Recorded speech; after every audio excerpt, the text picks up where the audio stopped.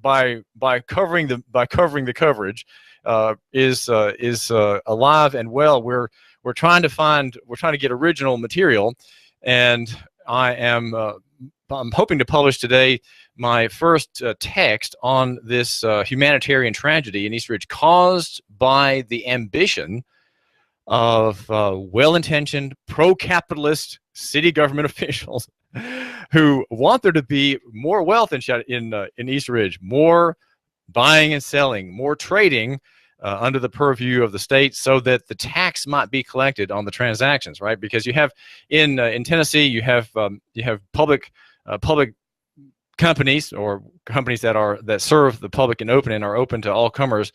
They, almost all of them, submit themselves to taxation, to being the agents of the state and collecting a tax placed on top of their sales transactions as a percentage. So the percentage in Tennessee is about 9%, a little bit more than 9%.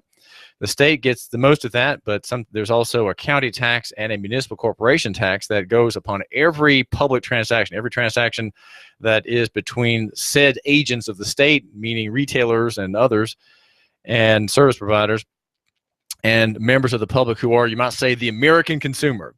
And so in East Ridge, there is a war against the free market, and the war takes the shape of an alleged slumlord. His name is David Geisen, and he runs a plant, which is to say a facility, which is a hotel, Superior Creek Lodge, serving the poor. It is a lodging for people who are not of ill means, people who do not have a lot of wealth stored up, who work several jobs, some of them, who don't have capital, who are not investors, who are often on the dole in some portion of their incomes, but who nonetheless need a place to live. And that would be the low end of the housing market, the low end where people don't own the land, don't own the roof over their heads, or the walls holding up that roof, or the windows through which they peer out in the morning, into which the sun pours through the curtains, making marks of the dust there along the windowsill. That domicile is not owned by the people who live there. It is rented by the day, the week, or the month. And that is what Superior Creek Lodge is known for. Is it a slum? Is it a private slum? Is it a dive? Is it a flea bag hotel? Is it what people who scorn it say? People in East Ridge seem to be, by one survey, seem to be almost all of them glad that there is danger and damage and ruin ahead for Superior Creek Lodge. They view it from the outside. They don't view it from the heart of what the free market is, and that is that there are service providers for all kinds of needs, for every end, the high end and the low end. Just as if you go into a retail store, you can buy a high-end mixer for your wife's kitchen, or you can buy a low-end mixer. One costs $45, and the other one costs $130. You can have both. One will last a lot longer, is made perhaps in Germany or Thailand. The other one won't last as long, made in China. It's there not to last, but to sell. And so you can choose in your cooking mixers how you want to spend your money, high or low. Well, the housing market is the same. And David Geisen at Superior Creek Lodge is providing a tremendous public service, just as our checks into cash businesses, which I'm probably the only media journalist in Chattanooga who defends that line of industry as a concept. I understand that people become enslaved to check cashing businesses and lenders of that kind. I understand that, but still, the owners of those places put out a service and offer a service to people who can't get instant money by any other means. And they are intended to be, of course, only for a 2-week period. They are very short-term loans in the checks into cash line of business. No one is ever to have their regular sustenance based on that. These are not intended to be a means of support, a means of liquidity long-term at all. And yet people abuse these businesses and abuse themselves in subjecting themselves to the terms of the contract agreements with them. And so here we have at Superior Creek Lodge along the interstate highway toward Atlanta in East Ridge. It provides a service to people who are of not great means, and they are gone now. They've been dispersed in you might say, a domestic cataclysm, a housing cataclysm, a disaster, a humanitarian disaster brought about by the good people of East Ridge City Government, led by Mike Williams. He is the fire chief and the interim city manager, and he has with him Hal North in you might say in compliance with, or even even complicity with Mike Williams. You have Hal North, the attorney, who he's the enabler, right? Hal North is the one who, he doesn't tell people what to do, but he advises them, well, if you do so and so, there's this amount of risk, and are you willing to bear that risk for this executive action? Because that's what happened when the residents, September 9 and 10, a Tuesday and a Wednesday, were ousted from their beds. And the police knocking at the door, not demanding a search without a warrant, no one being named in said warrant, or no object being named, which is the object of the search, but something even worse than a warrantless and unconstitutional and illegal search.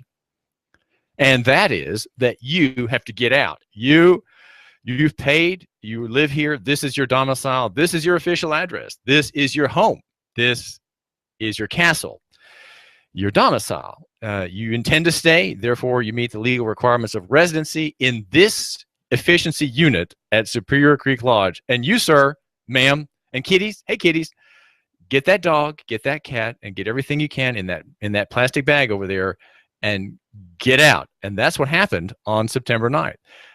And this is something which is simply, it's remarkable, because not only did it create a huge story that the media covered for days as a humanitarian shipwreck, it is a story of predatory capitalism at its very best. And who suffers in predatory capitalism? Well, in East Ridge, it is the poor. And these are people who, as I suggest, are not viewed with high regard by the people of East Ridge, nor by the officials, even though there were, you might say, crocodile tears being coursing down the cheeks of these officials. There was not really real sympathy, because underlying this whole operation is a sense of private glee, that finally we have gotten rid, or maybe there's not that much optimism.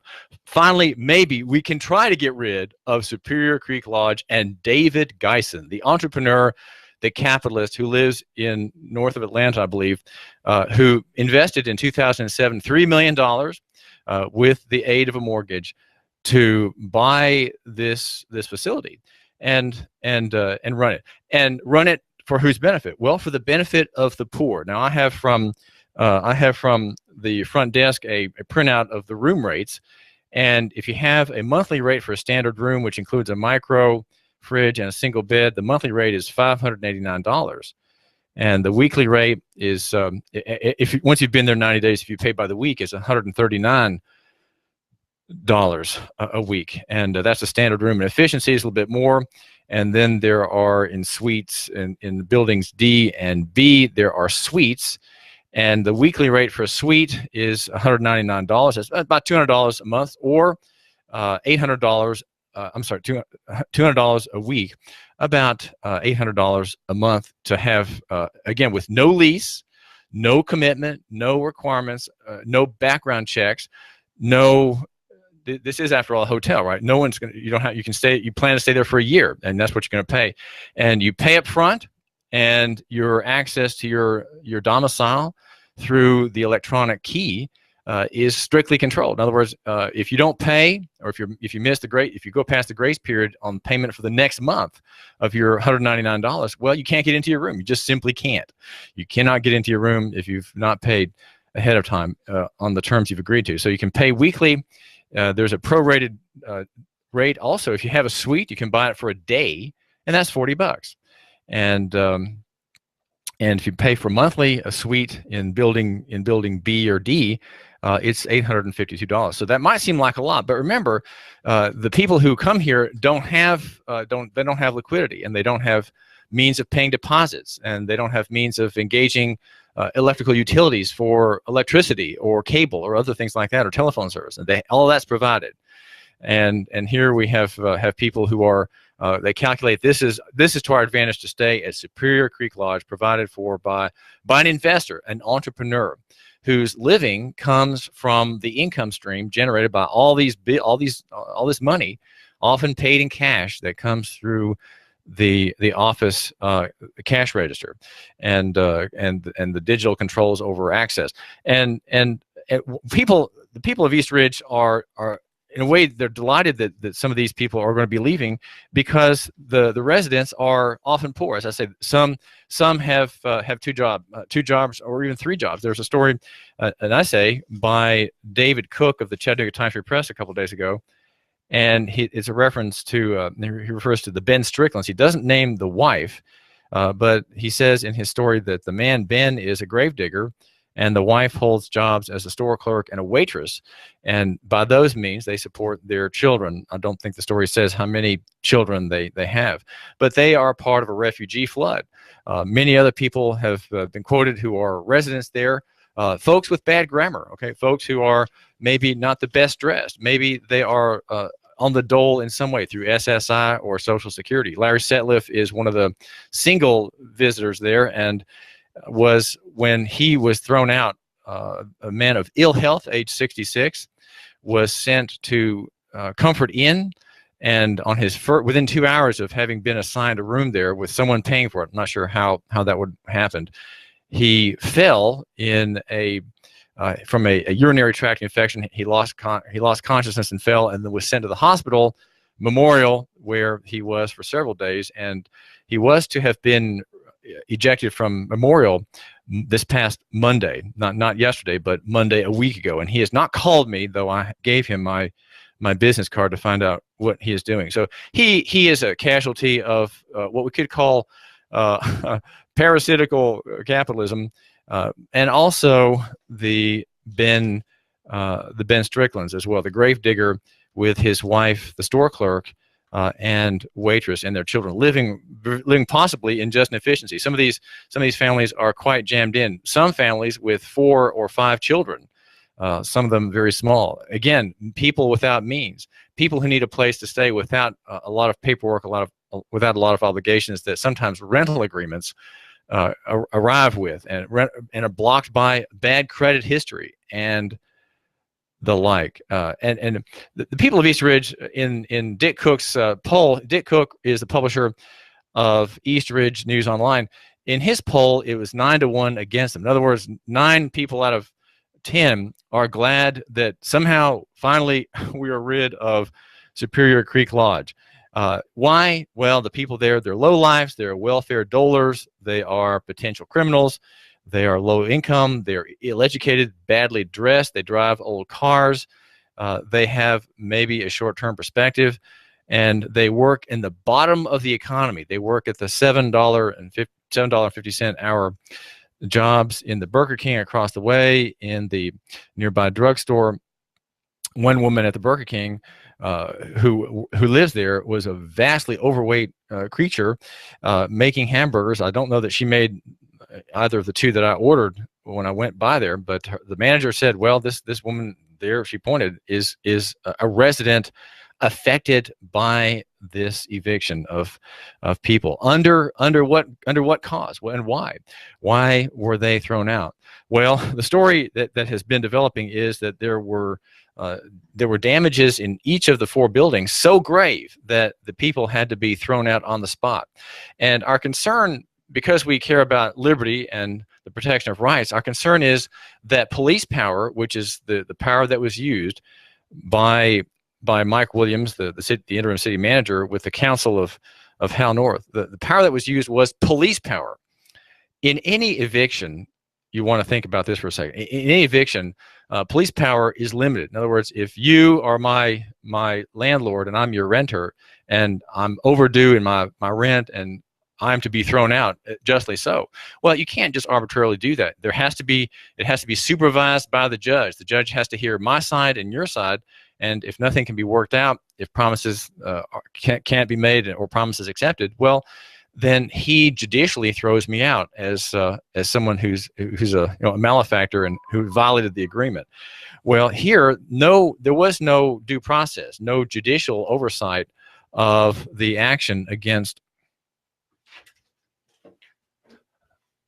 the people who live there. The victim is not just David Geisen. The victim is the victims are the 800 people who live at Superior Creek Lodge and who now are living in charity upon others. And the story largely has been about the charity efforts with Metro Ministries, various churches in and around Superior Creek Lodge stepping in to express God's grace and charity to people who are suddenly in great distress. Well, listen, we are brought to you by Superior Air Systems. Bill Keith and his men drive around in the big orange vans, making sure that you're cool in the summer, and as winter comes, warm. And we're also brought to you by Patrick Neal. Patrick Neal is the Edward Jones broker for you. He has his office here in Hickson.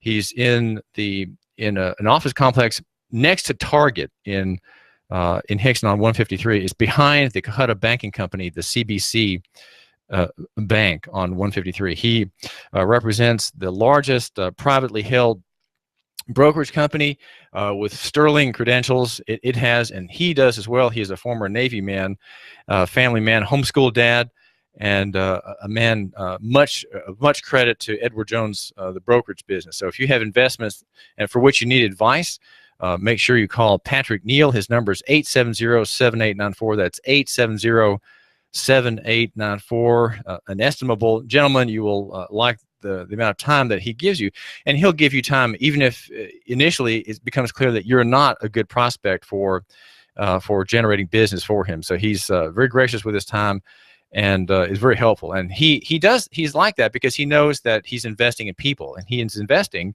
in local economy. And that's my argument. My argument is that you should do as David Geisen does, the alleged slumlord who owns Superior Creek Lodge. He's an investor too, and he puts his money to work, and his money is working by owning buildings that are in bad need of repair. Right, they need repair. Indications are that he is very positive about Superior Creek Lodge, and he's not going to take the abuse that he has taken. He's not going to take the abuse that his clients, his customers, have taken at the hand of city government, of cartel government. You might say of predatory government. And you say, why, David? What are you talking about? Predatory government? What's up? Well, they're behind this story is something that I hope to publish more about today. Now you very possibly the essay that I hope to publish will be put out by Dick Cook. Dick Cook, as I mentioned, runs EastRidgeNewsOnline.com, and I sent him this morning my file. I was up very early working on this essay, and maybe he'll take it. But if not, you'll certainly find it at Nooganomics.com. And I am the editor, by the way, of Nooganomics.com. It's like Reaganomics, right, or what have you. And we are a free market oriented website, and I cover and defend the marketplace. So I defend the purported slumlords who are really just businessmen trying to serve a very, very needful and needy part of the housing market. We're brought to you by Chattanooga Sports Institute as well. Danielle Mitchell is a local economy tardy. She runs Chattanooga Sports Institute. It is a family practice that includes orthopedics and urgent care. ChattanoogaSportsInstitute.com online. She's here in Hickson, and she is developing a cash model for her business. In other words, local economy. She's getting away from government, third-party payers, insurance. She's saying, I've had it. I'm not letting these crazy machines control my relationship with my patients. Her name is Danielle Mitchell. Contact her. You give us 12 minutes and 40 seconds, we'll give you Chattanooga and the world. News Talk 1240.